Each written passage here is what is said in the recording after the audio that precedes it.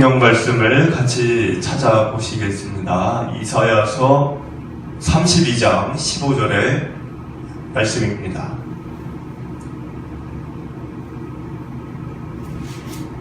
(32장) 15절 말씀입니다.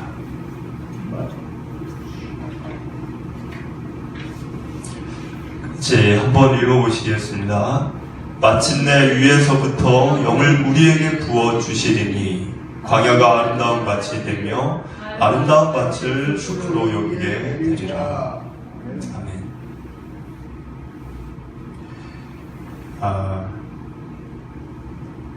영상 녹화를 하기 때문에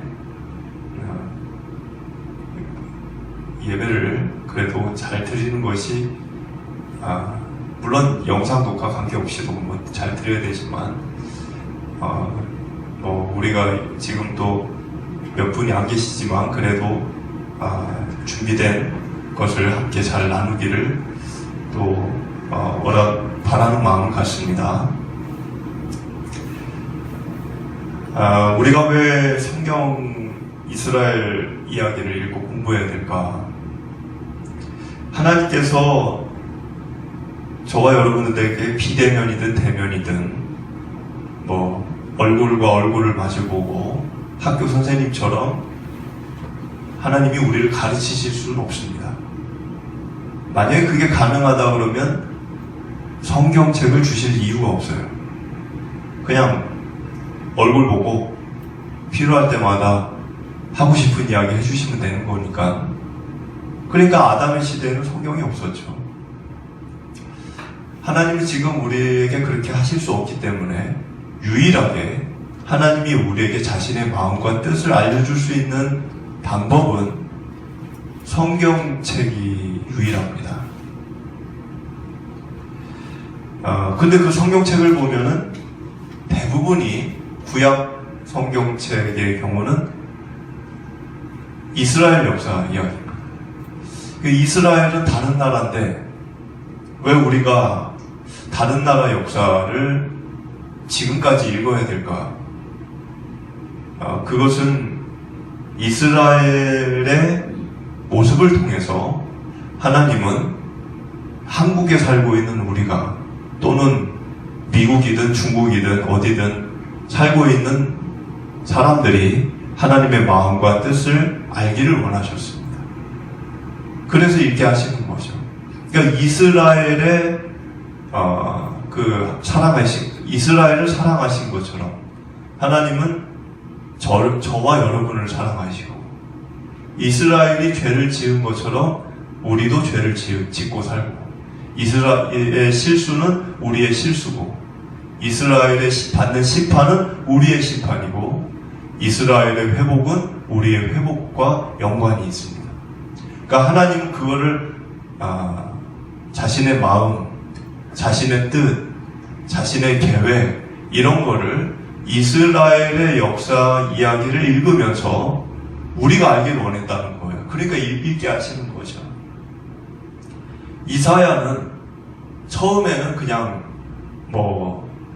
우시야 왕 시대에 그 타락한 남유다의 죄를 보면서 안타까운 심정으로 그 죄를 고발했습니다. 그런데 이사야가 그 사람들의 타락하고 잘못된 것을 지적하는 중에 하나님의 말씀을 받고 전하고 하는 중에 이사야는 뭔가를 알게 됐어요. 그게 뭐였냐면 이것이 비단 이것이 남유다 사람들만의 문제가 아니라 온 인류가 모든 사람들이 다 타락을 했고 그 죄에 대한 하나님의 그 심정이 어떠신 마음인지 그리고 그 죄를 짓는 인간들을 향해 하나님이 어떤 계획과 어떤 마음을 갖고 계신지를 이사야가 알게 됐어요. 그래서 이사야가 예수님에 대한 예언을 여기저기 한 겁니다. 그러니까 이사야는 남유다만 보고 얘기한 게 아니에요. 모든 인류 그리고 모든 인간들 시대를 막론하고 2024년을 사는 저희들 포함해서 모든 인간들이 앞으로 어떤 하나님의 섭리와 계획과 또 하나님의 뜻 가운데 처하게 될지를 하나님의 말씀을 깊이 받는 중에 알게 되어졌고, 그것을 글로 남겼고, 그래서 이사야는 이스라엘의 역사를 얘기하지만 역사 플러스 역사에 더해져서 하나님의 인류에 대한 구원의 역사, 이거를 동시에 알게 됐다는 겁니다. 그래서 1절을 보면은 오늘 1절에 보라 장차 한 왕이 공의로 통치할 것이요 방백들이 정의로 다스릴 것이다. 이 구절도 마찬가지예요. 이 구절도 남유다의 역사로 보면 히스기야 왕입니다. 여기 왕이 공의로 통치할 왕, 방백들을 정의로 다스린다. 그러니까 이 왕은 남유다 역사로 얘기하면 히스기야예요. 그러니까 다윗 이후에 가장 의로웠던 왕을 누구로 성경은 평가하냐면 히스기야로 얘기를 해요. 그 히스기야가 왕이 됐을 때 아수르의 공격을 막아냈고, 그리고 백성들에게 공의로운 삶을 종교개혁을 통해 어느 정도 이루었고, 평화와 번영과 안정을 가져다 주었습니다. 근데 이것이 비단 그러면 히스기야 왕만을 얘기하느냐? 그렇지 않다는 거예요. 제가 아까 얘기했듯이 이사야는 이스라엘의 역사를 보면서 또 다른 걸 봤다는 거예요. 그거와 같은 일이 앞으로 일어날 걸 알았다는 거죠. 그래서 이 한 왕은 히스기야 왕이지만 궁극적으로는 이 왕은 예수님인 거를 또 이사야는 알았습니다. 그러니까는 히스기야는 하나의 그림자예요. 그림자. 예수님을 예표하는 그림자. 히스기야가 공의로운 왕으로 나라를 하나님의 공의와 정의로 세우고 백성들에게 그 번영과 평화를 갖다 주고 안식을 제공하고, 그거는 이제 일시적인 거고, 진짜 그 일을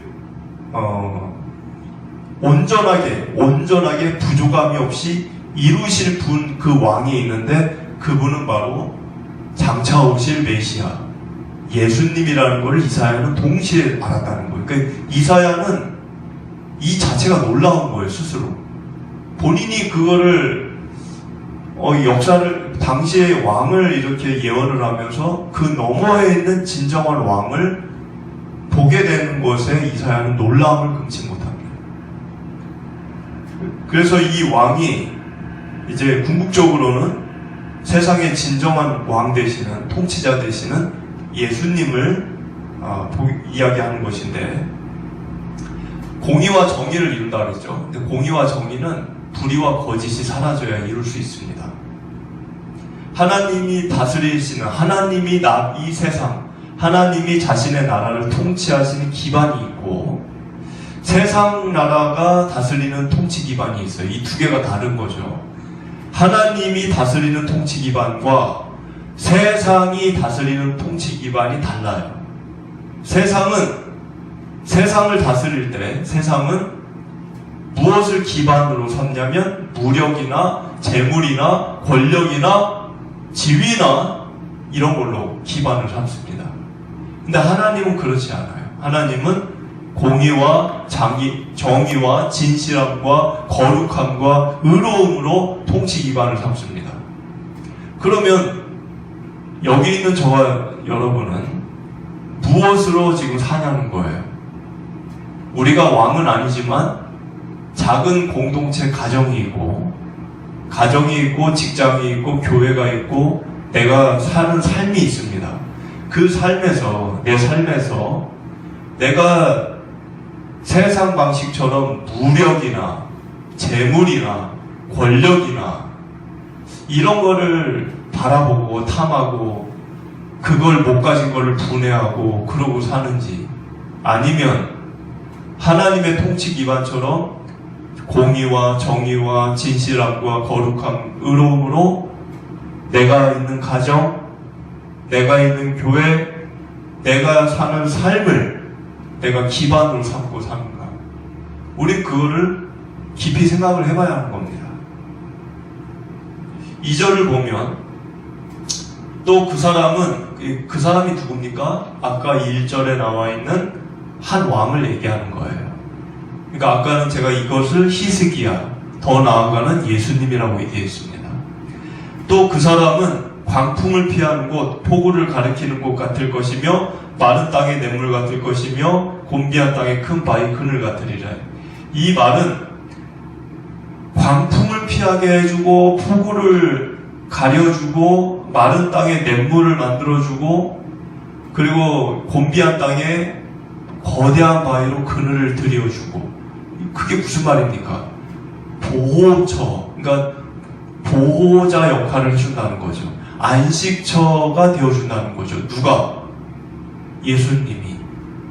이스라엘 남유다 역사에서는 히스기야 왕이 잠시 잠깐 그 역할을 했지만 우리에게 있어서는 예수님이 우리에게 그 역할을 하신다는 거예요.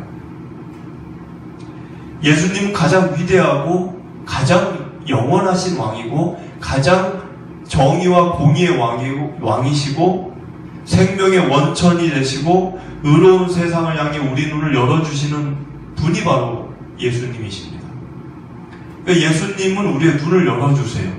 세상이 아니라 의로움에 대하여, 거룩함에 대하여. 그래서 우리 3절을 보면 보는 자의 눈이 감기지 아니할 것이요 듣는 자가 귀를 기울일 것이며, 그러니까는 우리의 눈이 이거는 육신의 눈을 얘기하는 게 아니라 우리의 영의 눈이 의로운 것을 향해 감겨지지 않게, 의로운 말씀에 귀를 기울이게, 그래서 눈이 감기지 않고 듣는 자의 귀를 기울이게 해주고. 누가 이렇게 한다는 거죠? 예수님이. 그 한 왕이. 4절을 보니까 조급한 자의 마음이 지식을 깨닫고 어눌한 자의 혀가 민첩하여 말을 분명히 할 것이라. 여기 조급함이라는 것은 경솔한 자, 한 귀로 듣고 한 귀로 흘려버리는, 뒤돌아서면 잊어버리는, 하나님의 말씀을 듣고 뒤돌아서면 그냥 잊어버리는 그런 자들의 마음이 지식을 깨닫는다. 그러니까 마음, 여기 보면 지식을 얘기하는데 머리를 얘기하지 않아요. 그러니까 머리에 지식을 깨닫는다 이게 아니라, 지식 그러면 머리로 생각하는데 이 4절에서는 마음의 지식을 깨닫게 한다 이렇게 되어 있어요. 마음에. 그러니까는 이것은 사실 우리에게 있어서 요한복음 말씀을 보면 이제 요한복음 14장 26절에 이런 말이 있죠. 보혜사 곧 아버지께서 내 이름으로 보내실 성령, 그가 너희에게 모든 걸 가르치고 내가 너희에게 말한 모든 걸 생각나게 하리라. 그러니까는 우리는 성령님이 우리 안에 오실 때만 비로소 마음의 지식을 깨닫는 일이 일어나는 겁니다. 뭐 책을 보거나 뭐 어떤 사람을 만나서 뭐 어떤 우리가 어떤 지도를 받는다고, 가르침을 받는다고 해서 마음의 지식이 깨달아지는 게 아니라, 성경은 철저히 뭐라고 얘기하냐면 요한복음 14장 26절을 보니까 성령의 임재 없이는, 성령의 내주하심 없이는 우리가 알 수 없다는 거예요. 하나님의 말씀을. 그래서 하나님의 말씀을 마음으로 깨달으려면 그 지식을, 하나님을 아는 지식, 하나님을 향한 지식, 그거를 깨달으려면 성령의 임재를 경험해야 한다는 것입니다. 그리고 4절을 보니까 어눌한 자의 혀가 민첩한 말을 하게 될 것이다. 지금 이 이야기는 그 한 왕이 백성들에게 그렇게 살게 해주겠다는 거예요. 그러니까 이 한 왕은 히스기야 왕만을 얘기하는 게 아니에요. 히스기야 왕을 얘기할 거면 지금 4절과 같은 일을 기대할 수 없습니다. 이거는 예수님이 우리 안에 오실 때 성령을 경험하게 되고 그 뒤에 벌어지는 일을 얘기하는 거예요. 그러니까 4절에 보니까 혀를, 히스기야 왕을 얘기하는데 왜 혀를 얘기할 필요가 없죠? 이거는 성령의 역사, 예수님을 믿는 이들에게 일어나는 성령의 역사인데, 혀가 민첩하여 말을 분명히 한다. 이 말은 말 더듬다가 유창하게 한다 그런 뜻이 아니고, 세상이 두려우니까 진리를 알면서도 말을 못하는 사람들 앞에서 그런 겁쟁이와 같은 그런 사람들이 성령의 역사를 경험하고 나면, 전에는 두려워 말도 못했던 자들이 이제는 성령의 권능으로 담대히 증거하는 것을 의미하는 거죠. 이런 삶을 살았던 대표적인 모델이 누구였냐면 예수님의 제자들이죠. 두려워서 말도 못했어요, 제자들이. 그래서 베드로도 예수님을 3번 부인했잖아요. 무서워서. 사람들이 무서워서. 그런데 오순절 마가의 다락방 그날 성령의 역사를 경험하고 나서 이 제자들이 모두 다 순교하기까지, 죽임을 당하기까지, 피부가 다 벗겨지고 거꾸로 십자가에 매달리고 처참하게 죽임을 당하는 순간까지 그들이 담대히 예수님을 전하는 삶을 살았고, 베드로의 경우는 한 번 회개로 3,000명이 회개하는 그런 역사까지 일어났던 것을 보게 됩니다. 5절을 보면 어리석은 자를 다시 존귀하다 부르지 아니하겠고 우둔한 자를 다시 존귀한 자라 말하지 아니하리니, 이 말은 어리석고 우둔하고 존귀한 자를 헷갈리지 않게 된다는 거예요. 그러니까 이 시계경 이런 거예요.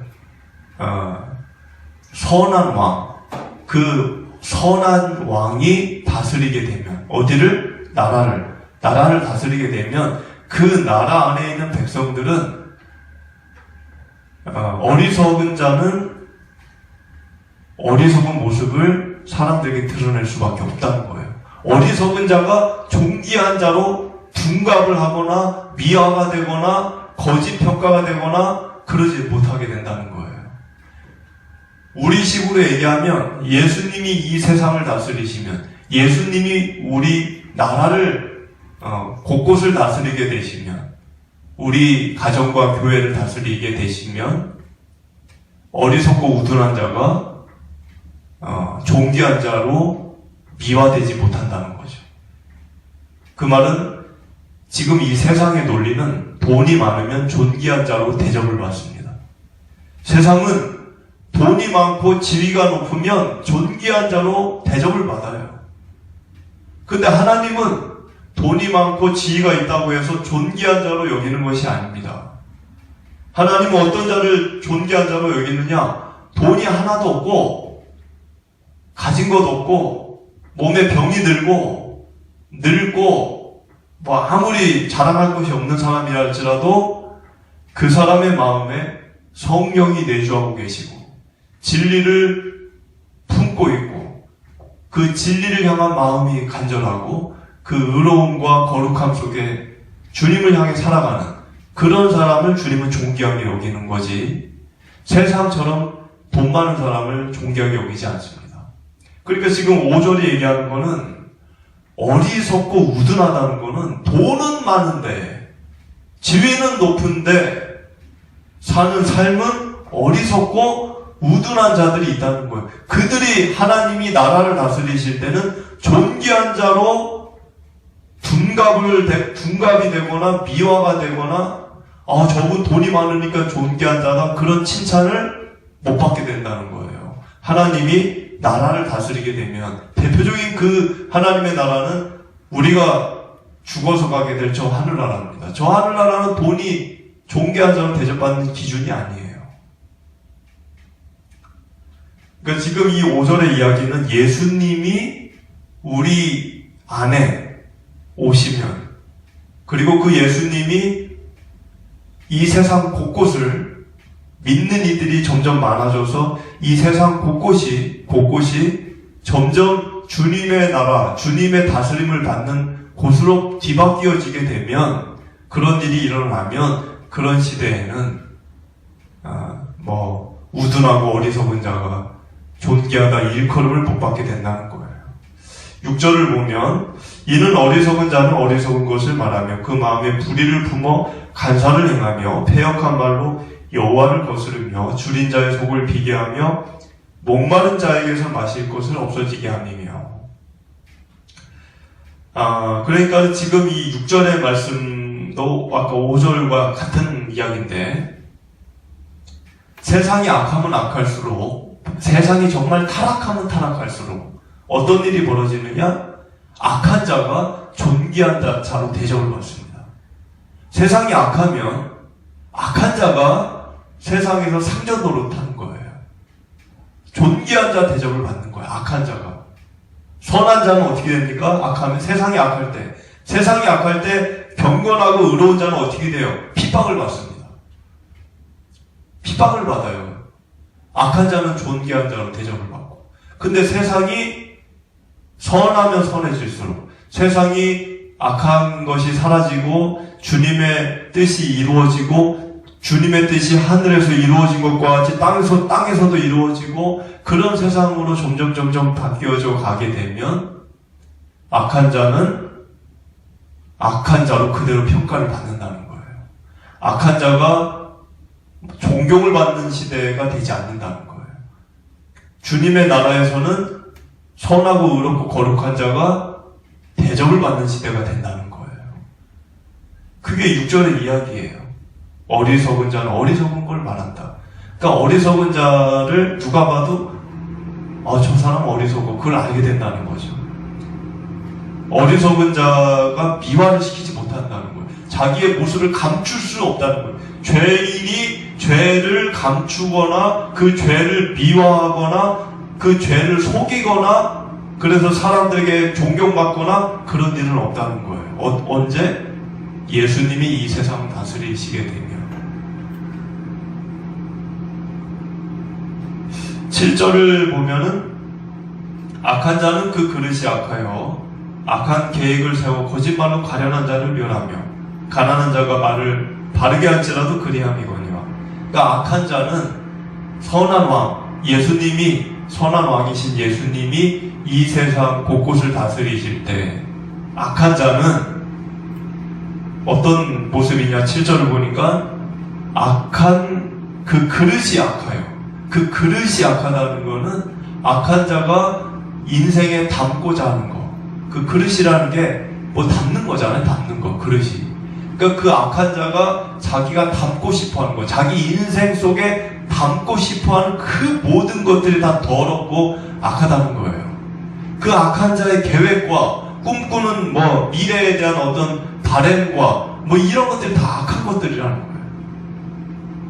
그래가지고 7절을 보니까 거짓말로 가련한 자를 멸한다. 그러니까 거짓말로 가난한 자를 속여서 핍박하고 뺏고 가난한 자의 거를 착취하고 억울하게 하고, 그리고 7절을 보니까 가난한 자가 말을 바르게 해도 그리함이다. 그리함이거니와.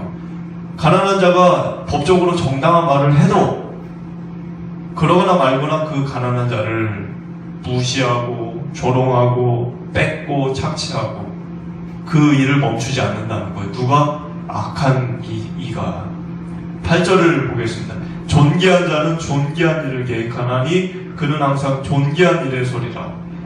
존귀한 자는 그런 일을 하지 않는 거죠. 아까 7절과 같은 존귀한 일을 하는 거예요. 그 존귀한 자는 인생 속에 담고 있는 것들이 다 존귀한 거고, 인생 속에 계획하고 꿈꾸는 것들이 다 존귀한 거예요. 그러니까 7절을 보니까 계획도 존귀하다 이렇게 돼 있죠. 항상 존귀하다. 그러면서 이사야가 남유다를 여인이라는 걸로 비유를 듭니다. 9절 보겠습니다. 9절. 너희 안일한 여인들아 일어나 내 목소리를 들을지어다. 너희 염려 없는 딸들아 내 말에 귀를 기울일지어다. 여기 여인은 그냥 여자를 얘기하는 게 아니고 남유다를 얘기하는 거예요. 남유다. 그러니까 이 이사야가 하나님이 남편이고, 그런 거죠. 시내산 계약, 우리가 모세가 시내산에서 맺은 커버넌트, 그 시내산 커버넌트, 시내산 계약이 결혼의 계약이에요. 결혼의. 하나님이 남편이고 이제 신부가 아내가 이스라엘이에요. 그 결혼식을 치른 게 시내산 커버넌트, 시내산 언약이에요. 시내산 언약. 그러면 그 신부는 결혼을 하면 뭘 해야 되죠? 정결해야 돼요. 신부의 기준은 정결입니다. 정결. 그런데 이 이스라엘이 정결함을 버리죠. 이방의 우상을 섬기고 이방의 문화를 받아들이죠. 뭐 몰렉신까지 섬기면서 자기 자식들까지 인신제사 드리고 했어요. 이스라엘 사람들이. 그 정도로 타락했어요. 그러니까 정결을 버린 거예요. 그래서 9절에 뭐라고 하느냐? 너희 안일한 여인들아, 이 이스라엘 사람들 얘기하는 거예요. 너희 안일한 여인들아. 이 안일하다는 게 뭘까요? 안일하다. 안일하다는 거는 그겁니다. 죄를 짓고 사는데도 불구하고 태평하게 사는 거예요. 지금 죄를 짓고 사는 거는 참혹스럽고 끔찍하고 비참한 일인데, 그런 상황에 처해 있는데도 본인 당사자가 태평하게 사는 거예요. 태평하게. 이게 뭐가 문제야? 뭐 이렇게 아주 태평하게. 그게 아니라는 거예요. 그래서 이 안일한 여인들아, 일어나 내 목소리를 들어라. 너희 염려 없는 딸들아. 염려 없는 딸들이라는 게 뭐예요? 죄를 지금 짓고 있는데 거기에 대해 걱정을 안 하는 거예요. 걱정이 있다면 뭘 걱정해요? 이스라엘 사람들이. 뭘 먹을까? 뭘 마실까? 돈을 어떻게 벌까? 내 앞날은 어떻게 되는? 그거 가지고 염려하지. 자기들이 지금 하나님 앞에서 벗어나서 사는 거는 염려 하나도 안 하는 거예요. 그래서 9절에 너희 염려 없는 딸들아, 내 말에 귀를 기울여라. 10절 너희 또 얘기하잖아. 10절에 너희 염려 없는 여자들아, 1년 남짓이라면 너희가 당황한다. 1년 남짓하면 당황한다. 그 말은 1년 뒤에 사네리 왕이 아수르를 쳐들어올 거를 지금 얘기하는 거예요. 아수르가 1년 뒤면 쳐들어온다는 거를 이사야는 알고 있었어요. 그래서 이 10절을 보니까 포도 수확이 없으며 열매 거두는 일이 그때 되면 없을 거다. 왜 그때 되면 없어요? 아수르 군인들이 와서 다 그냥 수탈해 가는 거예요. 다 추수 때 노략질을 하는 거예요. 노략질을 군인들이 먹을 게 없어지는 거예요. 11절을 보면 너희 안일한 여자들아 떨지어다. 너희 염려 없는 자들아 당황할지어다. 옷을 벗어 몸을 드러내고 배로 허리를 동일지어다. 지금 이제 11절 이야기는 너희들 무조건 두려워서 벌벌 떨어라, 그 얘기를 하는 게 아니에요. 지금 이사야가 하는 이야기는 너희들 지금 잘못된 인생, 잘못된 하루하루, 잘못된 행실, 그 인생이 가져올 앞으로의 결과, 그 비참한 결과, 그거를 두려워하라는 거예요. 지금은 문제 없어요. 지금은 이스라엘 사람들 사는데 문제 없어요.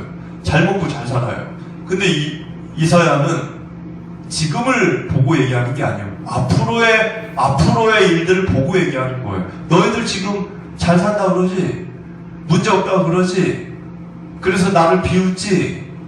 1년 뒤에 가봐라. 그래서 인생을 하나님 앞에서 벗어나 살면, 그러니까 아까 한 왕을 얘기했잖아요. 아까 한 왕이 올 건데, 그 한 왕이 왔을 때 악인은 이렇게 살고, 그리고 의로운 자는 이렇게 살고, 그렇게 분류해서 얘기했잖아요. 근데 그 악한 이들의 삶을 지금 이스라엘 너희들이 살고 있다는 거예요. 너희들이. 그리고 그 결과는 나라가 멸망하는 거죠. 그래서 지금 그거를 지금 끊임없이 이야기하고 있는 것입니다. 12절을 보면 그들은 좋은 밭으로 인하여 열매 많은 포도나무로 인하여 가슴을 치게 될 것이라. 그러니까 그 말은 아무리 좋은 밭이 있고 아무리 열매 많이 맺으면 뭐하냐는 거예요. 자기가 먹을 수가 없어요. 다른 저 아스로그린들이 다 먹어. 나는 먹을 수도 없어. 뭔 소용이냐는 거예요. 뭔 소용. 가슴을 치는 거죠. 13절을 읽겠습니다. 내 백성의 땅에 가시와 찔레가 나며 희락의 성 기뻐하는 모든 집에 나리니. 이것은 이제 전쟁 결과를 얘기하는 거예요. 전쟁이 일어나면 사람이 없어져요. 왜? 노예로 끌려가고 죽기 때문에. 그러니까 이제 마을에 사람이 없어지는 거예요. 그러니까 사람이 없으면 어떻게 됩니까? 사람이 없다. 저도 여기 마당에 여름에 내가 아무것도 안 한다. 그러면 잡초가 무성이 나요, 여기. 내가 매일 뽑으니까 이제 깨끗한 거지. 놔두면 잡초가 키만큼 커요. 사람 키만큼. 그렇지, 그거 얘기하는 거예요. 13절이. 사람이 없으니까 그냥 가시, 덤불, 넝쿨, 그런 것만 가득 차는 거죠. 14절을 보면 14절이죠. 대적 궁전이 폐함받으며 인구 많던 성읍이 적막하며 오벨과 망대가 영원히 구렬이 되며 들나귀가 즐기는 곳과 양떼 조장이 되려니요. 그러니까 이제 여기 있는 오벨이 뭡니까? 오벨은 성을 얘기하는 거예요. 성. 옛날에는 성이 있었잖아요. 근데 그 성의 제일 높은 데가 망대예요. 망대. 망 보는 거, 멀리 망을 보는 망대. 그러니까 성과 망대가 영원히 구렬이 된다. 구렬이라고 하는 거는 동굴을 얘기하는 거예요. 그러니까 동굴이라는 게 뭡니까? 사람이 없는 데예요. 그러니까 지금 얘기하는 거는 너희들의 성과 망대가 사람이 없는 동굴처럼 된다. 그리고 사람이 없으니까 들나귀하고 양만, 동물들만 사는 거예요. 그냥 사람이 없으니까. 15절을 읽어보겠습니다. 마침내 위에서부터 영을 우리에게 부어주시리니. 이건, 그러니까 지금 이 이사야는 이 당시의 유대인들 역사만 얘기하는 게 아니라고 제가 아까 그랬습니다. 그러니까는 이거는 장차 인류 전체의 모습이고, 이스라엘의 모습은 우리의 모습이에요. 장차 앞으로 인간들의 모습이에요. 인간들이 예수님을 떠나서, 하나님을 떠나서 지금 이 이스라엘 사람들처럼 우리도 산다는 거죠. 우리도.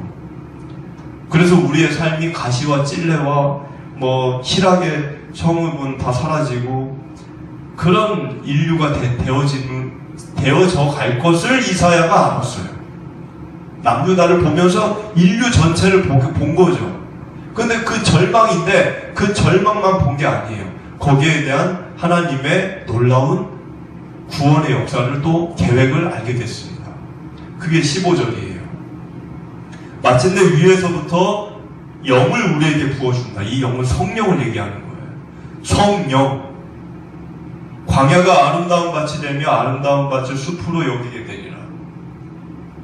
성령이 임하면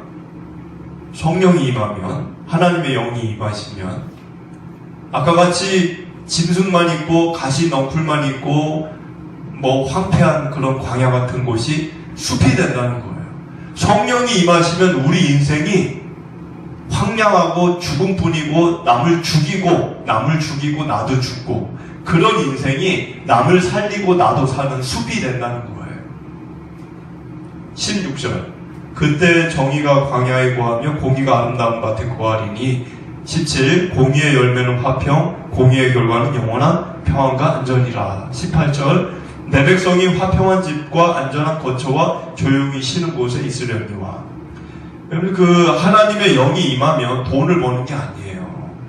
하나님의 영이 우리에게 임하면 갑자기 부자 되고 그건 기복이죠. 기복. 그걸 얘기하는 게 아니고 하나님의 영이 임하니까 무슨 일이 벌어져요? 16절부터 뭐가 벌어져요? 돈을 벌어요? 병이 났습니까? 지금 그 얘기가 써 있어요?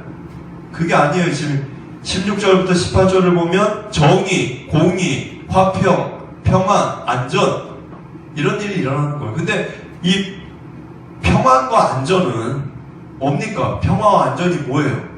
이건 공의의 결과예요. 공의가 없으면 평화와 안정도 없어요. 근데 공의와 정의는 뭐가 없으면 이루어지지 않아요? 성령이 없으면 안 이루어져요. 하나님의 영이 임해야 공의와 정의가 펼쳐지고 그 공의의 결과물이 이제 평안과 안전이라는 거죠. 19절, 20절 그 숲은 우박에 상하고 성읍은 파괴되리라. 20절 모든 물가에 씨를 뿌리고 소와 나귀를 그리로 보는 너희는 복이 있느니라. 지금 19절의 숲과 성읍은 뭘까요? 숲은 이스라엘, 남유다. 성읍은 예루살렘.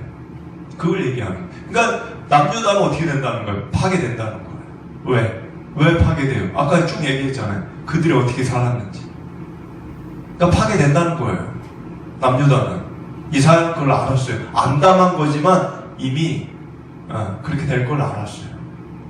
근데 절망하지 않았어요. 왜? 20절을 보니까 그게 복이라는 거예요.